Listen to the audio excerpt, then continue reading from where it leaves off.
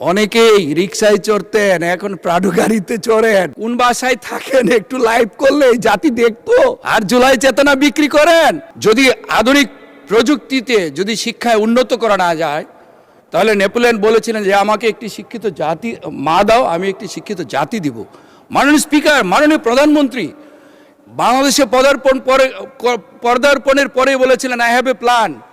তখন অনেকেই বুঝতে পারেননি, ওনার কথার অর্থ বুঝতে পারেননি, ওনার যে দেশ গড়ার যে মহাপরিকল্পনা সেই কথা বুঝতে পারেননি মাননীয় স্পিকার। সেই জন্যেই আর দেশে আসার আগে অনেকে বলেছিলেন তারেক রহমান আসে না কেন, আসবেন না, এইসব কথা বলেছিলেন। কিন্তু উনি 17 বছর এদেশের গণতান্ত্রিক আন্দোলনের নেতৃত্ব দিয়েছেন মাননীয় স্পিকার। এই দেশের মানুষ গুম হয়েছে, খুন হয়েছে তাদের অধিকার আদায়ের জন্যে। 17 বছর সেই বিদেশে থেকে এদেশের গণতান্ত্রিক আন্দোলনের নেতৃত্ব দিয়েছেন।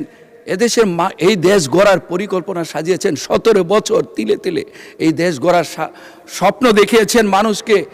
আপনি লক্ষ্য করে দেখবেন মাননীয় স্পিকার, আমরা জুলাই যুদ্ধ করেছি, আমি নিজেও করেছি, আমাদের এইখানে যারা আছেন অনেকে এই জুলাই যুদ্ধ করেছেন, আমাদের সন্তানেরা করেছেন।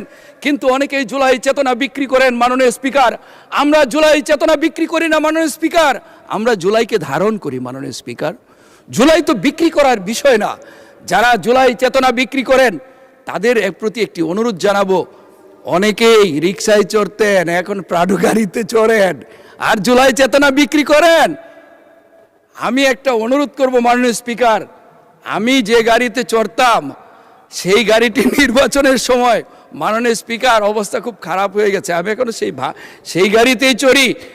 আপনি যারা এই জুলাই চেতনা বিক্রি করেন মাননীয় স্পিকার, আমি অনুরোধ করব ওনারা আগে কিসে চড়তেন, এখন কিসে চড়েন, কোন বাসায় থাকেন, ওনারা মাঝে মধ্যে লাইভ করেন, কোন বাসায় থাকেন একটু লাইভ করলে জাতি দেখতো ওনাদের কি এখন আগে কোথায় ছিলেন, এখন পরিবর্তনটা কিরকম হয়েছে মাননীয় স্পিকার।